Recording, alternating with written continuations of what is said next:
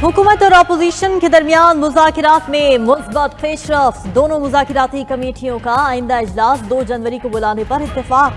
हुकूमत ने PTI से चार्टर ऑफ डिमांड मांग लिया। इजलास के एलामिये के मुताबिक अपोजिशन कमेटी ने अपने इब्तिदाई मुतालबात का खाका पेश किया। तय पाया कि अगली मीटिंग में अपोजिशन कमेटी तहरीरी तौर पर मुतालबात और शराइत पेश करेगी। दोनों मुज़ाकिराती कमेटियों ने तवक्को जाहिर की कि पार्लियामेंट मसाइल हल करने का अहम फोरम है। मुज़ाकिराती अमल जारी रहना चाहिए। स्पीकर कौमी असम्बली सरदार अयाज सादिक ने इजलास की सदारत की। हुकूमती कमेटी की तरफ से इसहाक डार, इरफान सिद्दीकी, राना सनाउल्लाह, राजा परवेज अशरफ, नवीद कमर, अलीम खान और फारूक सत्तार की शिरकत। PTI इत्तेहाद की कमेटी की तरफ से असद कैसर, राजा नासिर अब्बास, साहबजादा हामिद रजा शरीक हुए। असद कैसर ने आगाह किया कि कमेटी के बाकी अरकान मुकदमात या मुल्क से बाहर होने के बायस इजलास में शरीक नहीं हो सके। उधर वज़ीर आज़म मुल्क के वसी तर मफाद में अपोजिशन से मुज़ाकिरात के लिए पुरअज़्म। कमेटी में मज़ीद 2 अरकान का इजाफा भी कर दिया। एजाजुल हक और खालिद मक्सी कमेटी में शामिल। वज़ीर आज़म ने बावर कराया कि मुल्क का मफाद सबसे मुकद्दम है। कौमी सलामती को मलहूज़ खातिर रखा जाए। उम्मीद है मुल्क के वसी तर मफाद के लिए मुज़ाकिरात में मुस्बत पेशरफ्त होगी।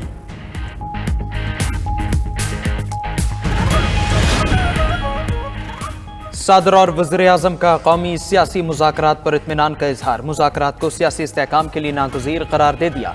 सदर आसिफ जरदारी से वज़ीर आज़म शहबाज शरीफ के ऐवान सदर में मुलाकात। PTI की जानिब से इब्तिदाई तौर पर पेश किए गए बानी PTI और दीगर कैदियों की रिहाई, 9 मई और 26 नवंबर वाक़यात की जुडिशल इंक्वायरी के मुतालबात पर बातचीत। मुल्क की सियासी, मुआशी और सिक्योरिटी सूरत हल पर तफसीली गुफ्तगू। सदर ममलकत और वज़ीर आज़म का मुल्क की तरक्की के लिए मिलकर आगे बढ़ने के अज़्म का भी इयादा। दोनों रहनुमाओं का कानूनी उमूर पर तमाम सियासी स्टेक होल्डर्स की मुशावरत से आगे बढ़ने का फैसला।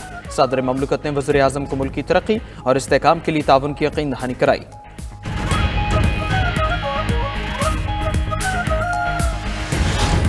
हमने ये भी मुतालबा किया है कि इमरान खान के साथ जो है ना हमारा राबिता इस्तेमाल किया जाए, के साथ हमारी मीटिंग हो, ताकि जो भी हो, क्योंकि वो हमारा लीडर है, उन्हीं की इंस्ट्रक्शन पे हम आगे बढ़ेंगे। हमको रिलीफ नहीं मांग रहे, हम बेसिकली फैक्ट फाइंडिंग चाहते हैं 9 मई की और 26 नवंबर की। तहरीक इंसाफ का बानी PTI की रिहाई और सीनियर जजेस पर मुश्तमिल कमीशन बनाने का मुतालबा। असद कैसर कहते हैं कि हुकूमत ने बानी PTI से मुलाकात कराने का मुतालबा मान लिया। जुडिशल कमीशन का मुतालबा भी किया है। चार्टर ऑफ डिमांड 2 जनवरी को पेश होगा। सरबराह सुन्नी इत्तेहाद काउंसिल का अपने एजेंडे से पीछे न हटने का ऐलान। साहबजादा हामिद रजा कहते हैं हमारे मुतालबात सियासी असीरों की रिहाई और जुडिशल कमीशन बनाना है। सियासी असीरों की रिहाई में बानी PTI की रिहाई सरे फहरिस्त है। बानी PTI को हर मामले में एतमाद में लिया जाएगा। अल्लामा राजा नासिर अब्बास ने कहा, बानी PTI कभी नहीं कहेंगे कि मुझे रिहा करो। बानी PTI आइन और कानून की बालादस्ती चाहते हैं। हुकूमत के पास आखिरी मौका है, हालात ठीक करें। सबको पाकिस्तान का सोचना चाहिए।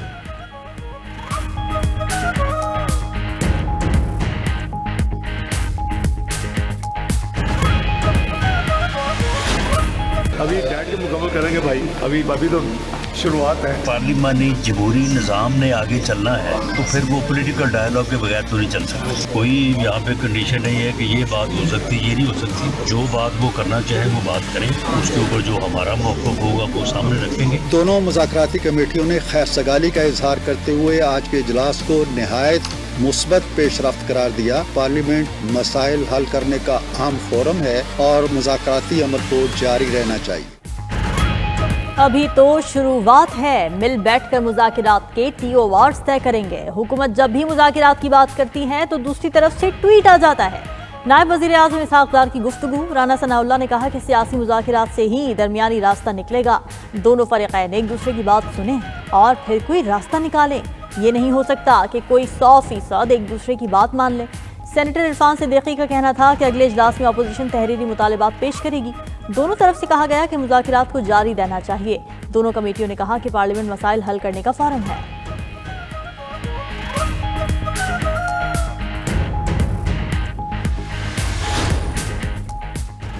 PTI कमेटी के 4 अरकान उमर अयूब, अली अमीन गंडापुर, सलमान अकरम राजा और हामिद खान की मुज़ाकरात में अदम शिरकत। चेयरमैन PTI बैरिस्टर गौहर कहते हैं वज़ीर आला के P अली अमीन गंडापुर काबीना इजलास की वजह से मुज़ाकरात में शरीक नहीं हुए। अपोजिशन लीडर उमर अयूब पेशावर की अदालतों में पेशी की वजह से ना सके। हामिद खान बांग्लादेश के दौरे और सलमान अकरम राजा लाहौर में अदालती मसरूफियात की वजह से शरीक नहीं हुए। PTI मेंबरान मसरूफियात की वजह से मुज़ाकरात में शिरकत न कर पाए। PTI के किसी मेंबर ने मुज़ाकरात से इनकार नहीं किया।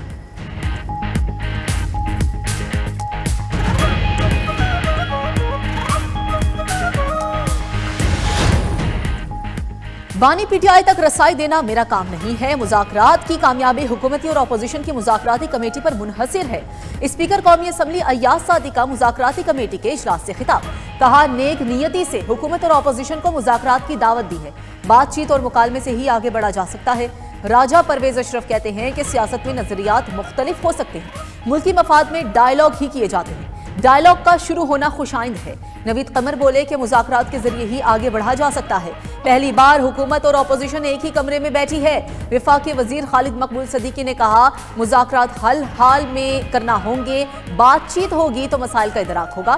फारूक सत्तार बोले कि हुकूमत और अपोजिशन की जमातें फरीकैन होती हैं, हमें उम्मीद रखनी चाहिए कि मामलात बेहतर होंगे।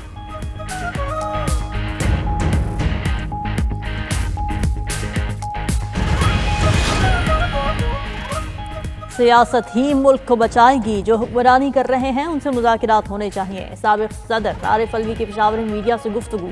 कहा, हमारा मैंडेट वापस किया जाए, नए इंतखाबात कराने हैं तो उसकी तारीख दी जाए। अपोजिशन लीडर उमर अयूब बोले कि हुकूमत सियासी असीरों को फौरी रिहा करे। इलेक्ट्रॉनिक वोटिंग मशीन के जरिए दोबारा शफाफ इंतखाबात करवाए जाएँ। जब तक आईन और कानून की बालादस्ती न हो, मुल्क तरक्की नहीं कर सकता। शेख वकास अकरम ने कहा कि 190 मिलियन पाउंड केस सियासी इंतकाम की बदतरीन मिसाल है। सिर्फ बानी पीटीआई और बुशरा बीबी को सजा देने का मंसूबा है। सिविलियंस का मिलिट्री ट्रायल नहीं होना चाहिए। सिविलियंस का मिलिट्री ट्रायल मुल्क के आइन और बैन अल-अक़वामी क़वानीन के खिलाफ वर्जी है। हुकूमत अपनी अना और ज़ाती इंतकाम में बहुत आगे चली गई। सियासी इंतकाम के केस में आलमी रद्द अमल भी आए।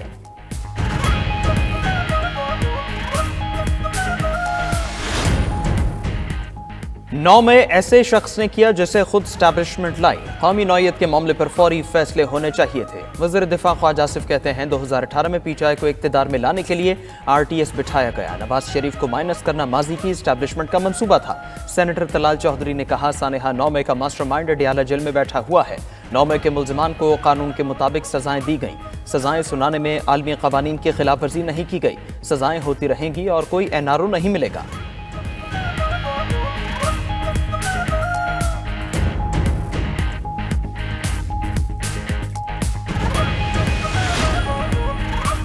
आफ लीग के सरबराह चौधरी शुजात हुसैन का सरबराह JUIF मौलाना फजलुर रहमान का टेलीफोनिक राबता। चौधरी शुजात ने मदरसा बिल पर फजलुर रहमान के किरदार को सराहा।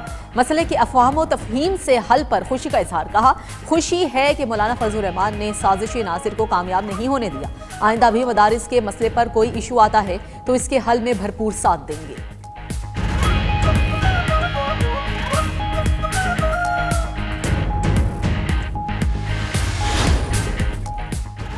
इंटरनेट एक बुनियादी इंसानी हक है। डिजिटल बिल ऑफ राइट्स लेकर आएंगे। Chairman Peoples Party Bilawal Bhutto का जाम शोरों में कॉन्वोकेशन से खिताब। कहा, हमें अपने डिजिटल हुकूक के लिए जद्दोजहद करनी है। इस्लामाबाद में बैठे बुजुर्गों और बाबों को इंटरनेट की समझ ही नहीं। ये लोग इंटरनेट इस्तेमाल नहीं करते। हमारा और आपका जीना हराम होगा। ये हमारा जमहूरी हक है। हम अपने जमहूरी हक के लिए लड़ेंगे। इंटरनेट स्लो करने से नौजवानों को नुकसान होता है। वो डरते हैं सोशल मीडिया पर इज्तिमाई तौर पर कोई आवाज़ न बुलंद करे। VPN बंद करने से आवाम का जीना महाल होता है।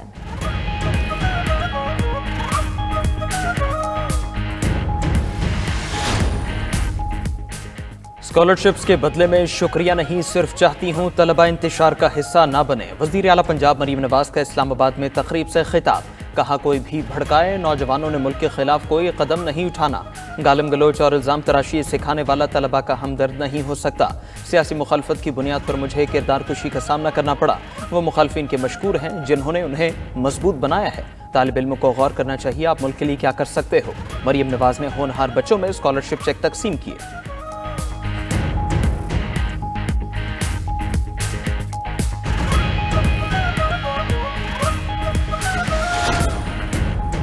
वज़ीर आला सिंध ने PTI की मौजूदा क़यादत को सियासी नाबालिग करार दे दिया। लाड़काना में मीडिया से गुफ्तगू में मुराद अली शाह ने कहा कि डायलॉग से हर तनाज़ा खत्म हो सकता है। PTI ने एक आदमी के लिए मुल्क की सलामती दाव पर लगाई और इसके साथ सब कुछ दाव पर लगा दिया। 9 मई के बाद 26 नवंबर को हालात खराब किए गए। केसेस में रिलीफ अदालतों से ही मिल सकता है। मजीद बोले, सिंध में पानी नहीं तो नहरें कैसे बनेंगी। सिंध में पानी के मंसूबे पर आइन के मुताबिक अमल होगा।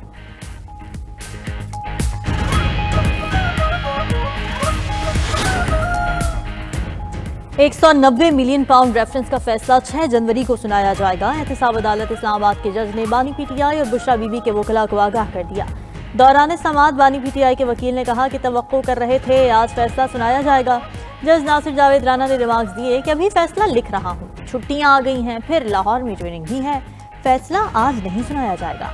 अदालत के बाहर मीडिया से गुफ्तगू में चेयरमैन पीटीआई बैरिस्टर गौहर ने कहा 190 मिलियन पाउंड स्कैंडल केस का फैसला मौखर कर दिया गया। बानी पीटीआई को इस केस में बरी होना चाहिए।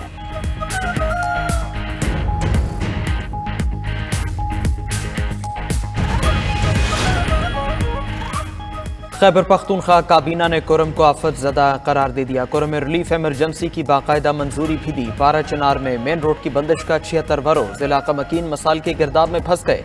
इलाके में दालों, घी, चीनी और दीगर अशिया खुरनोश की शदीद किल्लत। पेट्रोल नायाब, तंदूर और रेस्टोरेंट बंद हो गए। वज़ीर आला खैबर पख्तूनख्वा की ज़ेर-ए-सदार सूबाई काबीना का इजलास। जिला कुरम की सूरत हाल में बेहतरी के लिए हुकूमती इक़दामात पर ब्रीफिंग। अली अमीन गंडापुर ने कहा कुरम मसला दहशतगर्दी नहीं, दो ग्रुपों के दरमियान तनाज़ा है। कुछ अनासर फ़िरका वाराना मुनाफरत फैलाकर हालात ख़राब करने की कोशिश कर रहे हैं।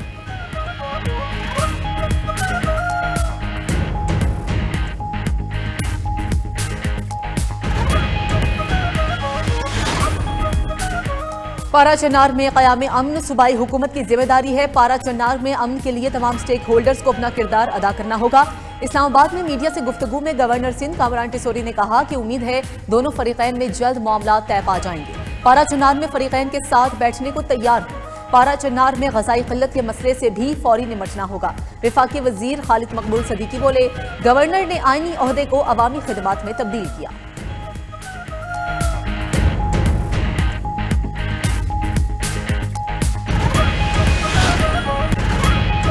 एबटाबाद के सयाहती मकाम गलियात में बर्फबारी का सिलसिला शुरू। एबटाबाद की सयाहती मकाम नथिया गली, अयूबिया, छांगला गली और इर्द गिर्द बर्फबारी के हसीन नज़ारे। बर्फबारी का सिलसिला शुरू होते ही सयाहों ने भी गलियात का रुख कर लिया। गलियात डेवलपमेंट अथॉरिटी का कहना है कि मुख्तलिफ पॉइंट्स पर सयाहों को गाड़ियों के लिए फ्री चेन मुहैया की जाएंगी। उधर मलिका कहसार मरी में भी बर्फबारी का आगाज हो गया। हर तरफ बर्फ की सफेद चादर बिछ गई। मुल्क भर से आए सयाहों के चेहरे खुशी से खिल उठे। ना दिन के टाइम होती है ना दोपहर के टाइम होती है, दिन में 4 घंटे आती है, समझ नहीं आ रही, बहुत परेशान है हम। गैस बिल्कुल होती ही नहीं है, अगर हो भी तो उसका ऑपरेशन नहीं होता है, मजबूरन फिर कोयला खरीदना पड़ता है। मौसम सरमा उरूज पर पहुंचते ही चूल्हों से गैस गायब। गैस बंदिश के बायस शहरियों को खाना बनाने में मुश्किलात। घरेलू सार्फिन के साथ साथ कमर्शियल सार्फिन को भी परेशानी का सामना। मुल्तान में सुई गैस बंदिश के बायस होटल मालिकान मुतबादिल ईंधन इस्तेमाल करने पर मजबूर। कहते हैं मुतबादिल ईंधन के इस्तेमाल से खराजात बढ़ रहे हैं। गैस की लोड शेडिंग पर काबू पाया जाए। मुल्क भर की तरह टंडवाला यार में भी गैस की गैर एलानिया बंदिश। खाना पकाने के वक्त गैस नहीं होती, बच्चों को स्कूल में भूखा जाना पड़ता है। खवातीन की दुहाई। नौशहरा में तारो जबा के मकाम पर बिजली और गैस लोड शेडिंग के खिलाफ अवाम का एहतजाज। गाड़ियों की कतारें लग गई।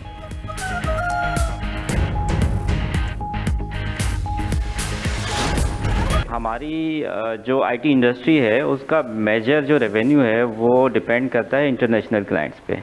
हमारे फ्रीलांसर्स हैं, हमारे मीडियम या स्मॉल सॉफ्टवेयर हाउसेज हैं, वो इसी रेवेन्यू पे डिपेंड करते हैं। इंटरनेट की बंदिश की वजह से क्लाइंट्स हम में से अपना ट्रस्ट लूज कर चुके हैं। अब बाकी दुनिया में देखें, अब वहाँ पे 5G 6G चल रहा है, लेकिन पाकिस्तान में 4G भी ठीक से नहीं चल रहा। वॉइस नोट्स हम लोगों के यहाँ पे डाउनलोड नहीं होते, VPN लगाना पड़ता है। हम लोग स्टडीज़ के हवाले से अगर हम लोग देख लें तो हमसे क्लासेस नहीं ली जाती। मुल्क भर में सुस्त इंटरनेट रफ्तार ना पकड़ सका। इंटरनेट की बंदिश से वेब डेवलपर्स, फ्रीलांसर्स और तालिब इल्म परेशान। ऑनलाइन काम करने वालों के सरों पर बेरोजगारी का खतरा मंडलाने लगा।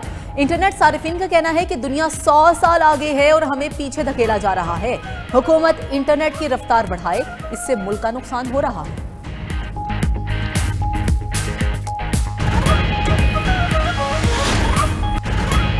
पाकिस्तान प्रोटियाज को होम ग्राउंड पर व्हाइट वॉश करने वाला पहला मुल्क बन गया। तीसरे वनडे में जनूबी अफ्रीका को 36 रन से शिकस्त। प्रोटियाज 309 रन हदफ के ताक़ुब में 271 पर ढेर। ओपनर साइम अयूब की एक और शानदार सेंचुरी, 101 रन बनाए। कप्तान मोहम्मद रिजवान और बाबर आजम की निस्फ सेंचुरीज। सलमान अली आगा ने 48 रन की इनिंग्स खेली। डेब्यू करने वाले सुफियान वकीम ने 4 खिलाड़ियों को ठिकाने लगाया। शाहीन आफरीदी और नसीम शाह की 2-2 विकेटें। Saim Ayub player of the match और प्लेयर ऑफ द सीरीज करार। कप्तान मोहम्मद रिजवान कहते हैं कि अल्लाह ताला की रहमत, कौम की दुआओं और खिलाड़ियों की मेहनत से हमने तारीख रकम की। कौमी टीम इसी तरह से आगे भी मेहनत करती रहेगी। जनूबी अफ्रीका में तारीखी कामयाबी के बाद वनडे स्क्वाड वतन वापसी के लिए रवाना। बाबर आजम, मोहम्मद रिजवान, साइम अयूब, नसीम शाह, सलमान आगा ने टेस्ट स्क्वाड को ज्वाइन कर लिया। खिलाड़ी कल सेंचुरियन में प्रैक्टिस करेंगे।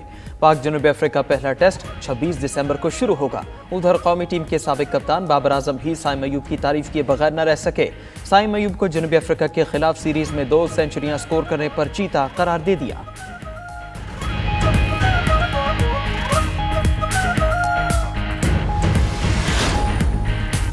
यूरोपीय यूनियन का पाकिस्तान में फौजी अदालतों से शहरियों की सजा पर इजहार तशवीश। यूरोपीय यूनियन का कहना है कि पाकिस्तान शहरी और सियासी हुकूक के आलमी मुआहदे ICCPR का रुकन है। फौजी अदालतों के फैसले आलमी मुआहदे की खिलाफ वर्जी के जिम्मे में आते हैं। पाकिस्तान ने GSP+ के लिए ICCPR के मुआहदे पर रज़ाकाराना दस्तखत किए हुए हैं।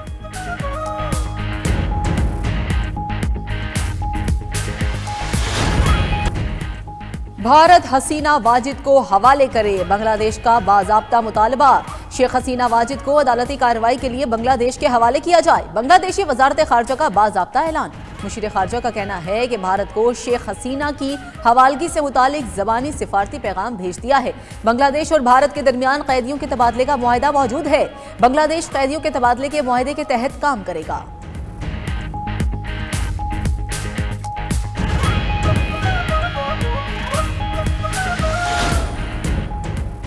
हिजबुल्लाह के ज़ेरे इस्तेमाल वॉकी टॉकी और पेजर्स फटने में इजराइल के मुलव्वस होने की नई तफसीलात सामने आ गई। साबिक इजरायली एजेंट्स ने इंकशाफ किया कि वॉकी टॉकीज़ में धमाका खेज मवाद लगाने का ऑपरेशन 10 साल कबल शुरू हुआ। हिजबुल्लाह को मालूम नहीं था कि वो ये आलात अपने दुश्मन इजराइल से खरीद रहा है। मवाद रखने के लिए हिजबुल्लाह के ज़ेरे इस्तेमाल पेजर्स को आम पेजर्स से थोड़ा बड़ा बनाया गया। सिर्फ उतना मवाद रखा गया जो सिर्फ मतूआ शख्स को नुकसान पहुँचाए। तमीज़ पर कई बार टेस्ट भी किया गया। मुकम्मल तस्दीक के बाद मंसूबे को अमली जामा पहनाया गया।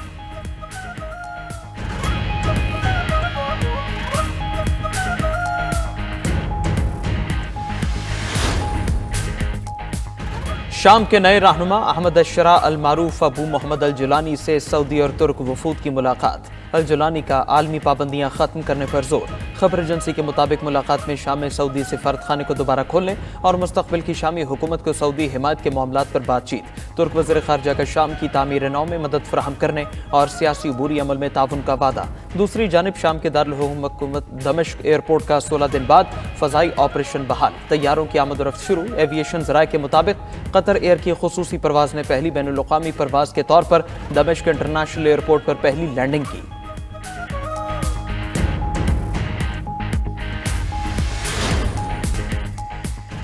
पनामा के सदर ने पनामा कैनाल पर कंट्रोल की धमकी पर अमेरिका के नौमुंतखब सदर डोनाल्ड ट्रंप को जवाब दे दिया। सदर जोसे राउल मोलिनो ने कहा कि पनामा की आज़ादी पर कोई समझौता नहीं किया जा सकता।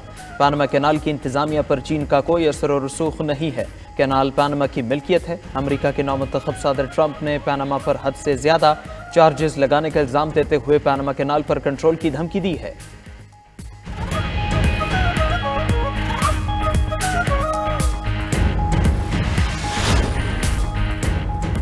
सर्बिया में रेलवे स्टेशन की छत गिरने का मामला हुकूमत के गले पड़ गया। हजारों अफराद हुकूमत के खिलाफ सड़कों पर निकल आए। शहरियों की हलाकत पर सदर अलेक्जेंडर वोचिक के खिलाफ एहतजाज। हादसे का जिम्मेदार हुकूमती वजीर और दीगर हुकाम को ठहरा दिया। 1 नवंबर को छत गिरने के वाक़े में 15 अफराद हलाक हो गए थे।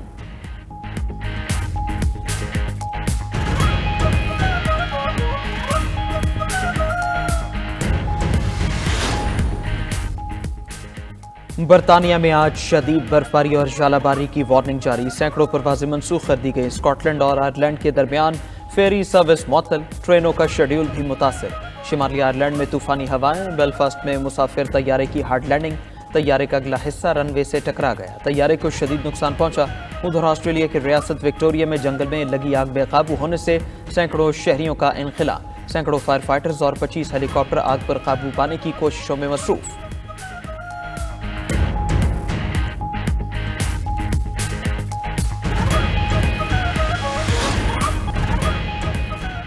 भारतीय सुपरस्टार क्रिकेटर्स की इनकम टैक्स मद में करोड़ों की अदायगी। विराट कोहली ने सबसे ज्यादा 66 करोड़ इनकम टैक्स दिया।